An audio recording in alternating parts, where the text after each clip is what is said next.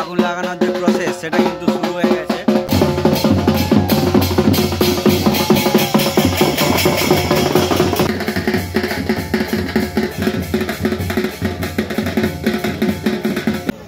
Hey guys, welcome জানাচ্ছি আরও একটা নতুন ব্লগে। তো এসে গেছি আড়গড়া, ঘাটাল আড়গড়ার যে মন্দির, সেই বাবার মন্দিরে এসে গেছি। দেখো একদম দারুণ। এখানে কিন্তু হিঁদোলার যে কাঠ সেটাও কিন্তু লাগানোই রয়েছে।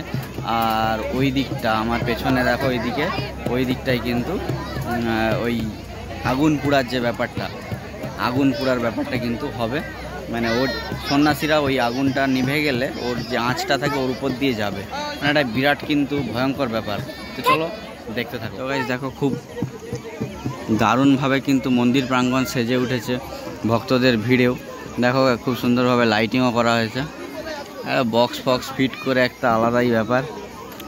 আর দেখো এখানেই কিন্তু হিঁদোলাটা হয়, আর এখানেই কিন্তু চড়কটাও হবে, ঠিক আছে। তো দেখো গাইস, এখানে কিন্তু সাজানোটা হচ্ছে, এই যে কুঁড়ে ঘরের মতন কিন্তু সাজানো হবে। ওতে কিন্তু মরা শ্মশানের কাঠও রয়েছে, ঠিক আছে। তো এখানে কিন্তু সাজানো হচ্ছে, দেখো খুব সুন্দরভাবে সাজানো হচ্ছে। এটার উপর দিয়ে কিন্তু সব ভক্তগণ যাবে, দেখতে থাকো গাইস। আর এই সাইডেরগুলো পুড়িয়ে দিচ্ছে এমনি, যেগুলো এক্সট্রা আছে। দেখো গাইস, ওই ঘরে কিন্তু এবার আগুন লাগানো হবে। ঝাঁকিও এসে গেছে, এবার দেউল বাঁশ হয়ে যাচ্ছে। দেখো দেউল বাঁশ হয়ে যাচ্ছে, ওখানে কিন্তু এবার আগুন লাগানো হবে। তারপর কিন্তু ভক্তগণ ওর উপর দিয়ে হেঁটে যাবে। অ্যাকচুয়াল ওর উপর দিয়ে হাঁটে না, একটু দূর দিয়েই হাঁটে। দেখো আগুন লাগানোর যে প্রসেস সেটা কিন্তু শুরু হয়ে গেছে। ভক্তগণ কিন্তু দেউল বাঁশ নিয়ে ঘুরতে শুরু করে দিয়েছে। এবারে এই যে আগুন লাগাচ্ছে, দেখো যেভাবে কোনো সব দেহকে আগুন লাগানো হয় ঠিক একই প্রসেসেই লাগানো হবে।